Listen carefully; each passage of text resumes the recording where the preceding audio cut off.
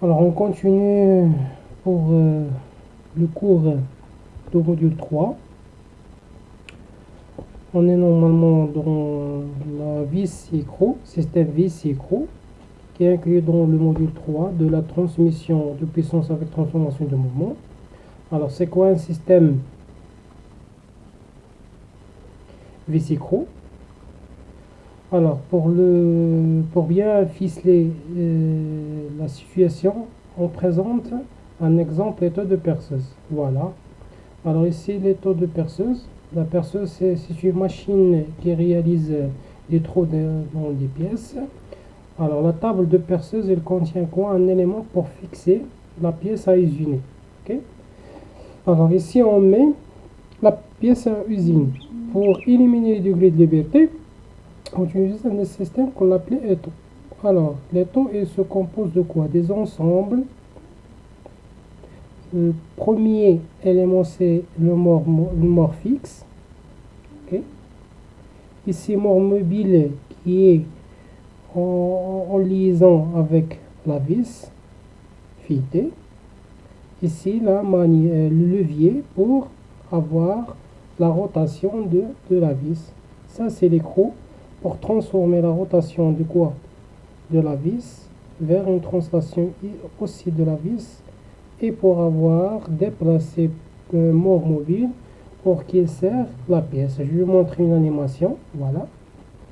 Alors ici, ça c'est la pièce à usiner. On tourne le levier et après on aura la rotation de la vis. Et la rotation de la vis, puisque l'écrou il est fixe, on aura sa translation et enfin on va avoir une minute de degrés de liberté. On va réaliser la mise en position de la pièce pour qu'il sera normalement et le maintien pour avoir pour l'usiner après. Okay.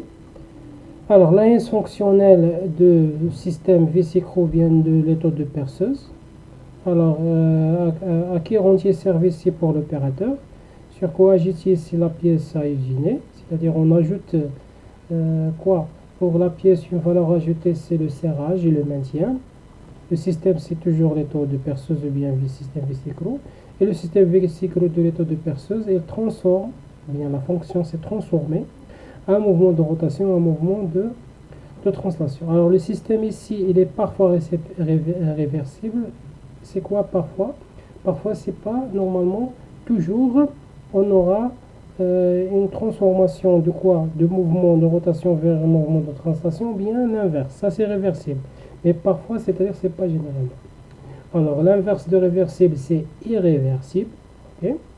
Alors, réversible, c'est-à-dire, on peut avoir soit le passage transformé en mouvement de rotation en mouvement de translation, ou bien le passage inverse, c'est transformer un mouvement de translation en mouvement de rotation.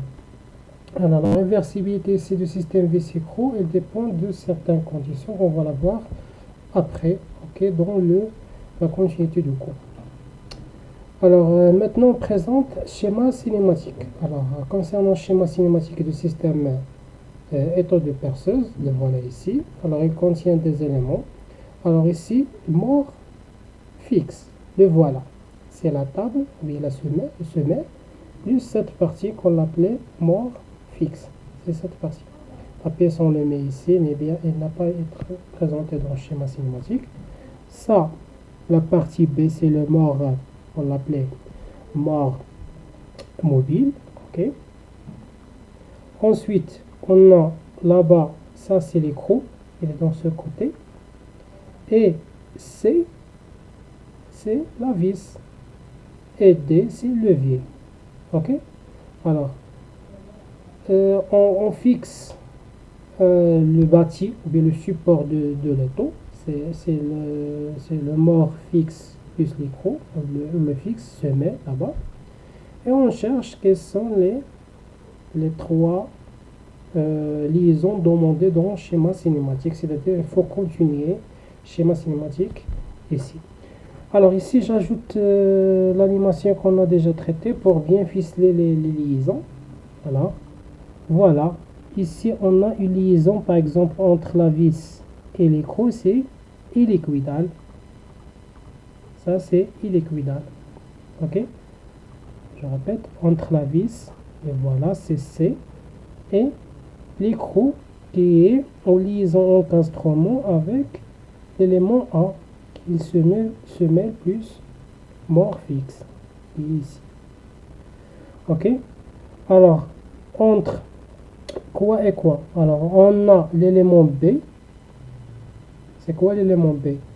Alors, l'élément B ici, c'est le mort mobile. Alors, c'est quoi la liaison entre le mort mobile et semelle ou bien le bâti? C'est en liaison glissière. Ok? En liaison glissière. Ensuite, la liaison entre la vis et le mort mobile, c'est-à-dire P et C. Alors, c'est quelle liaison? C'est une liaison pivot parce que la vis, il tourne. Et s'il n'y a pas eu liaison pivot ici, on aura quoi? La rotation de mort mobile. Alors, on a réalisé ici quoi? Une liaison pivot pour que la vis tourne à sa place. Tourne dans ce point. Ok? Et voilà, on a terminé les détails, ou bien on a continué, ou bien déterminé les liaisons de schéma cinématique. De quoi? De l'étau de Perseus. Alors maintenant, on traite les combinaisons de mouvements du système vésicaux. Alors on a 4 combinaisons de mouvements. Alors ici, j'ajoute une animation. Ok? Ça, c'est l'écrou. Et là-bas, c'est la vis. Alors, pour cette animation, bien pour cette combinaison, bien la première combinaison, ça c'est le schéma cinématique possible. Alors, la vis, elle est en gris. Et l'écrou, c'est en bleu. Toujours liaison entre la vis et l'écrou, c'est hélicoïdal. Okay. Ça, c'est la représentation générale. Si on a par exemple, on sait l'inclinaison des vis, est-ce que c'est sens gauche ou bien sens droite, on change la forme spirale par à droite. Ok, soit à gauche, soit à droite, selon le sens des vis. Mais ici, c'est une représentation générale. Alors, ici, on donne quoi? Comme vous voyez dans le schéma cinématique, on a la rotation de la vis et sa translation. C'est-à-dire, l'écrou, il est fixe et la vis, elle tourne et se déplace. Alors, pour le montrer ici, alors, on a la rotation de la vis, okay, c'est 1. La translation de la vis, c'est aussi 1, mais l'écrou, il est quoi? Fixe. Voilà, vous voyez ici, il y a une masse, c'est-à-dire 0 et 0. Ok? Alors, ici, on a quoi? En gris, c'est la vis. Okay. En gris, c'est la vis. Il fait quoi? Une translation, comme vous voyez ici, ça c'est une translation. Il n'y a pas de rotation pour la vis, ça c'est 0, ça c'est 1. Et l'écrou, on a quoi? Juste une rotation. Il n'y a pas une translation de l'écrou. L'écrou, c'est cette partie en bleu. Il y a juste une rotation. Et pour la translation, c'est 0. C'est-à-dire ici, comme l'état qu'on a vu dans l'étau de perceuse, la vis tourne et se déplace parce que l'écrou il est fixe. Ici, l'écrou tourne et la vis se déplace.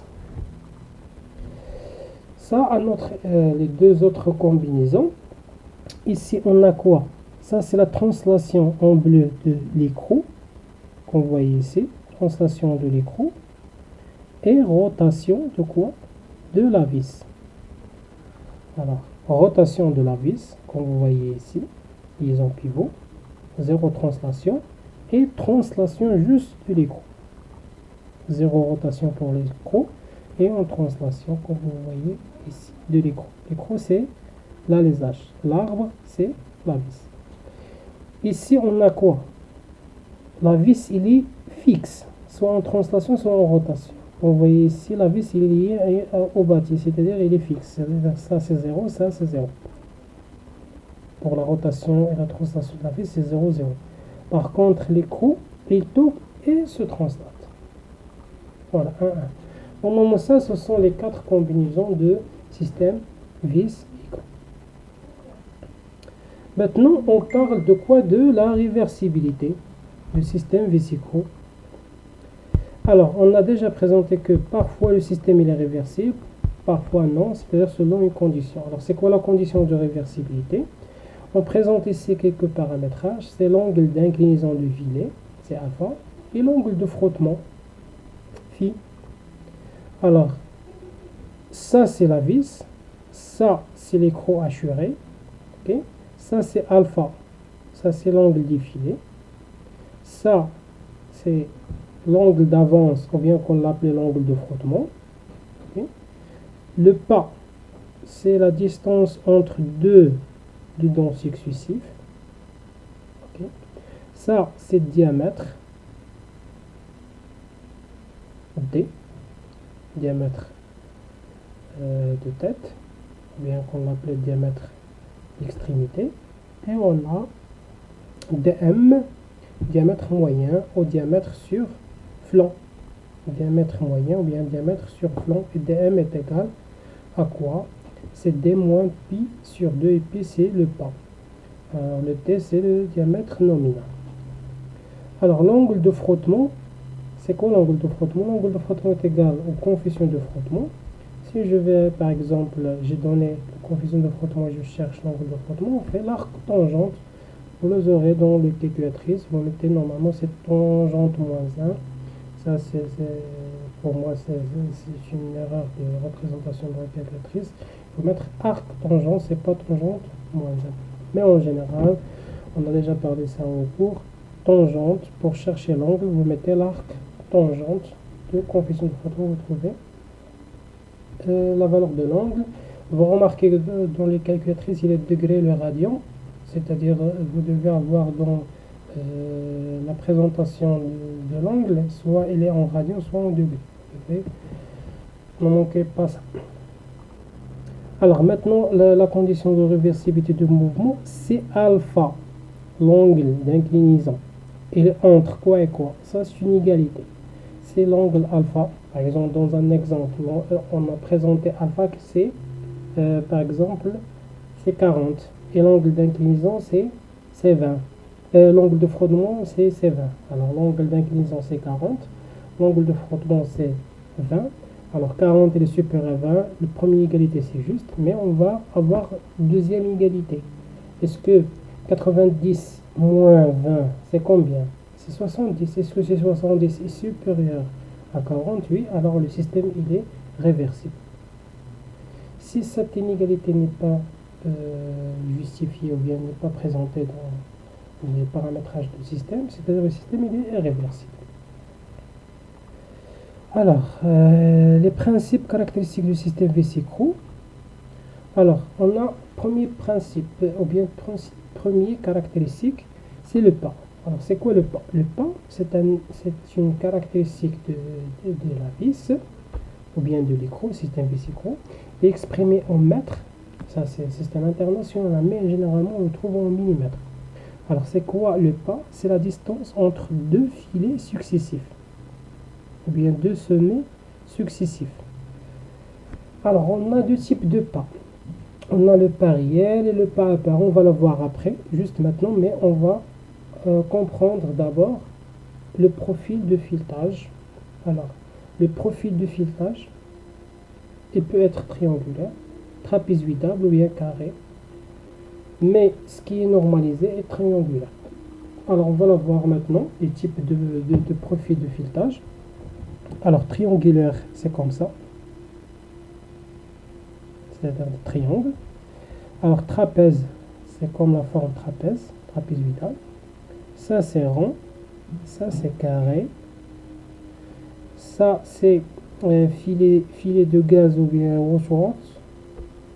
Là-bas c'est filet art. C'est-à-dire ça, ce sont des exemples, ok, de normaliser des filets. Ce qui est normalement utilisé dans le terme le plus utilisé c'est trapézoïdal, mais il existe ces profils-là, je devais les savoir. Alors quelques valeurs ici de l'inclinaison de l'angle, alpha 30, alpha 15, alpha 25, pour les autres c'est à déterminer selon le profilage. Alors, ça, c'est la différence entre les types. Par exemple, triangulaire, c'est fabrication très facile, on peut le fabriquer très facilement. Assez facile, lorsqu'on passe à droite, c'est la fabrication qui sera difficile, sauf pour les filets hard, c'est assez facile. Par contre, le filet de gaz ou bien un filet carré, c'est fabrication difficile. Alors, le rendement ici, c'est médiocre.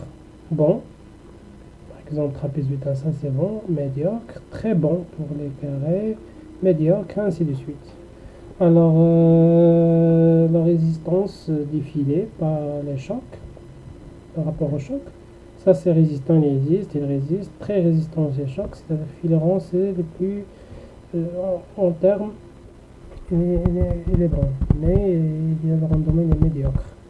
Alors ça c'est quelques utilisations, par exemple l'utilisation organes d'assemblage vis, transformation de mouvement, très résistant au choc, transformation de mouvement normalisé, c'est-à-dire seulement chaque caractéristique on aura l'utilisation. Et ici voilà, j'ai présenté seulement quelques profilages, vous devez le comprendre vous-même, mais en général vous pouvez trouver les caractéristiques pour chaque profil, pour ce type, ou bien pour le profilage de filetage. Alors, troisièmement, c'est le nombre de filets, c'est-à-dire le nombre de filets. La vis, elle présente pas un seul filet, peut avoir plusieurs filets. Alors, l'exemple ici, c'est quoi? L'exemple.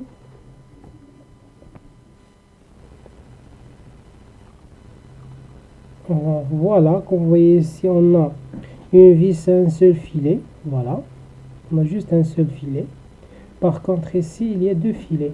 Premier filet, deuxième filet. Alors, comme vous voyez ici j'ai présenté seulement un seul pas, une seule définition, c'est le pas normal. Mais par contre, ici, il y a deux pas. Le pas, on l'appelait pas réel, et le pas apparent. Alors, c'est quoi la différence? Alors, on a le pas réel, c'est le nombre des filets fois le pas apparent, ou bien le pas de profil. On peut avoir deux synonymes, pas de profil ou bien pas apparent. Et ça, c'est le pas réel. Okay. Alors, maintenant, on a présenté le nombre de filets, type de profilage, c'est quoi le pas, quels sont les pas apparents, où on va présenter le pas apparent et le pas réel. Maintenant, on va traiter la distance parcourue.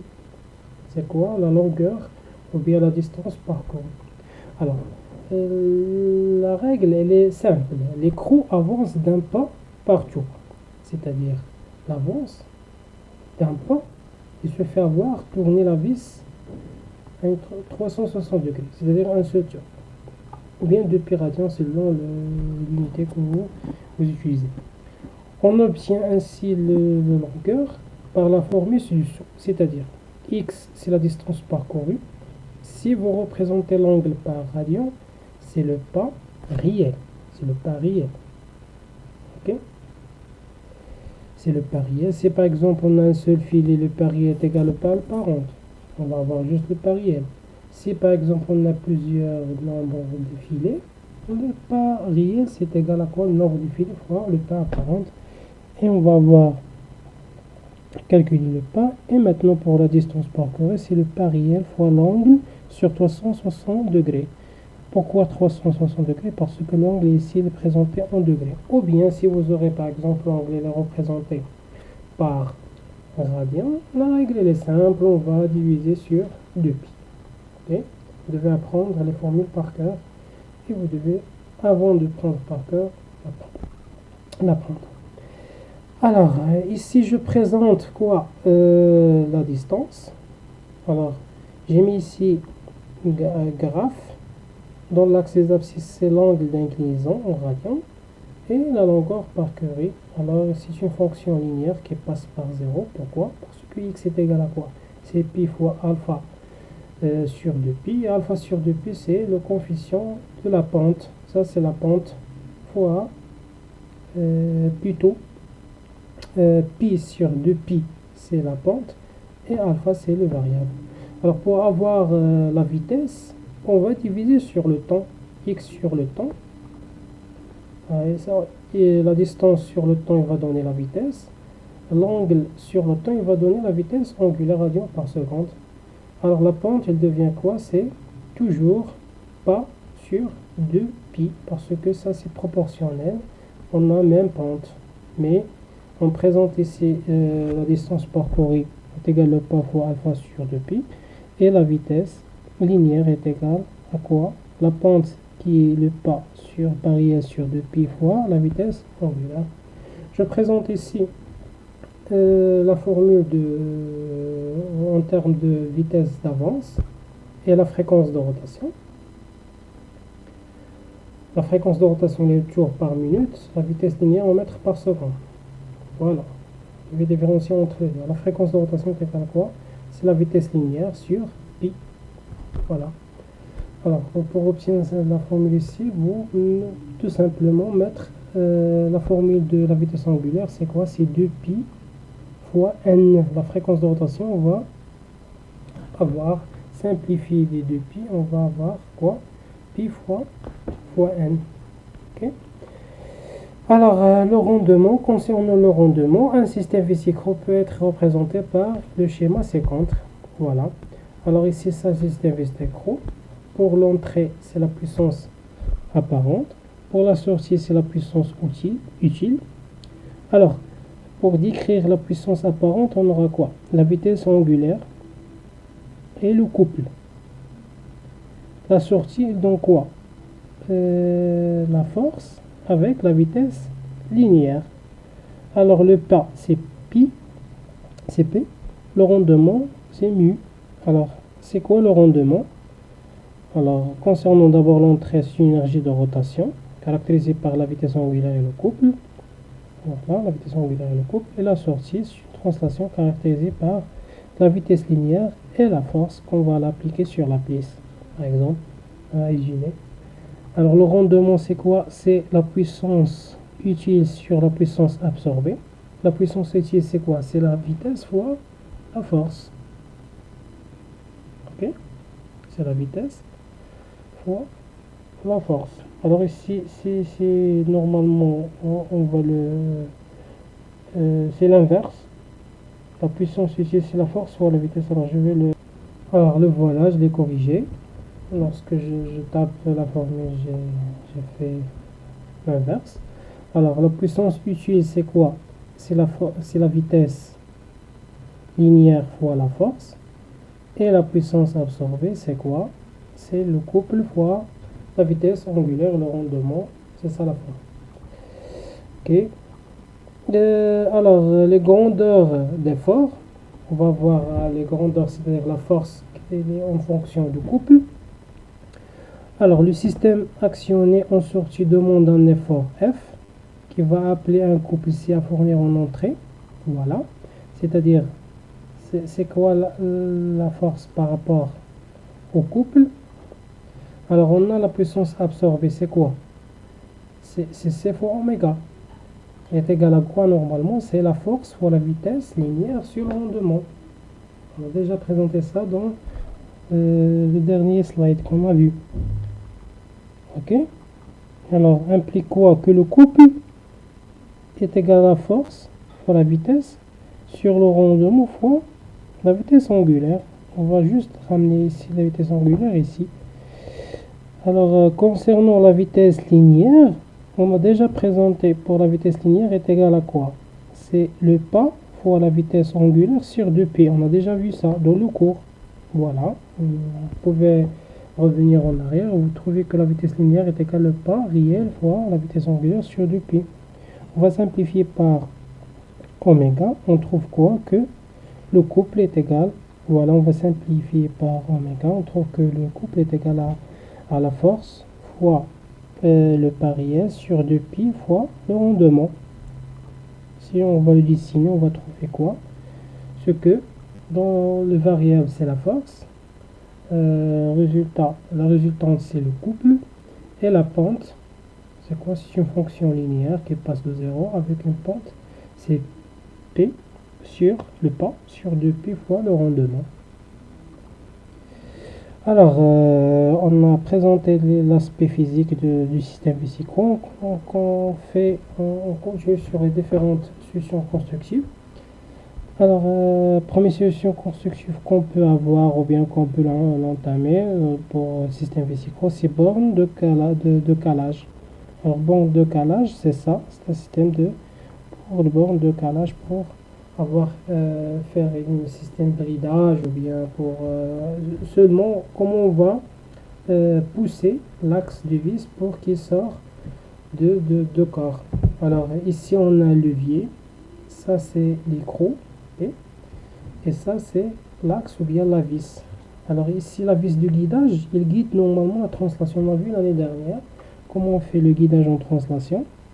On utilise par exemple vis de guidage. Vous pouvez revenir au cours de guidage en translation pour savoir les types ou bien les solutions constructives pour faire le guidage. Alors, comment on va transformer ou bien transformer la rotation de l'écrou vers une translation de l'axe, bien de la vis. Je présente ici le schéma cinématique.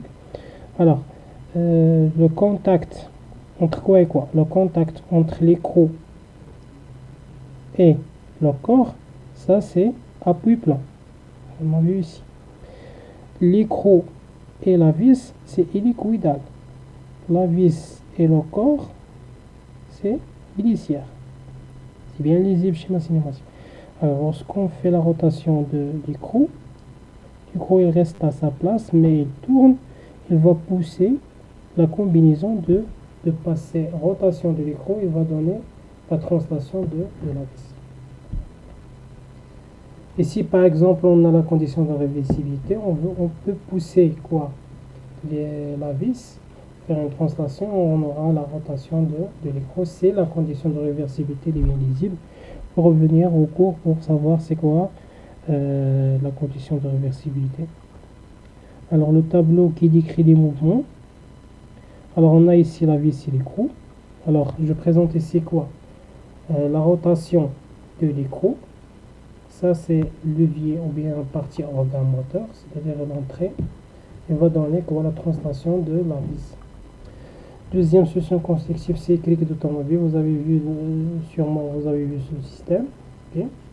Alors ça c'est clic. Ça c'est la base. Ici on a l'écrou. Deux écrous. Écrou ici, un écrou là-bas. Ça c'est la vis. Ça c'est manivelle ou bien levier de rotation.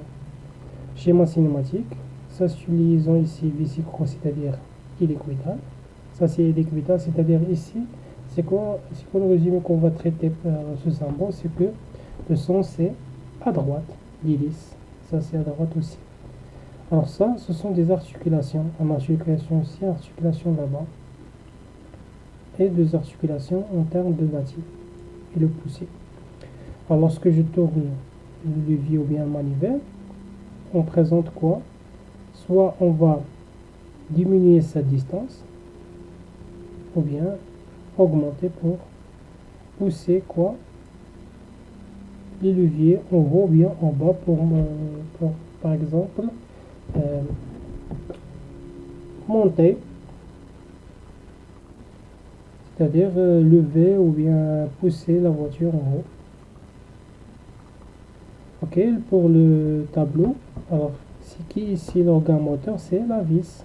Vous voyez ici, c'est qui est en contact avec le levier ou bien la main de conducteur. Ok, alors elle présente quoi? Est-ce que c'est une translation en rotation? C'est une rotation. Et l'écrou se translate ici. Voilà. Alors merci pour votre attention.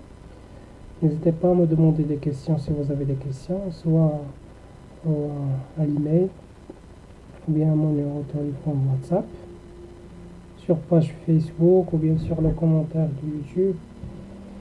Vous aurez tous mes contacts pour vos questions. Je serai toujours pour vous. Alors à bientôt au prochain cours, Inch'Allah.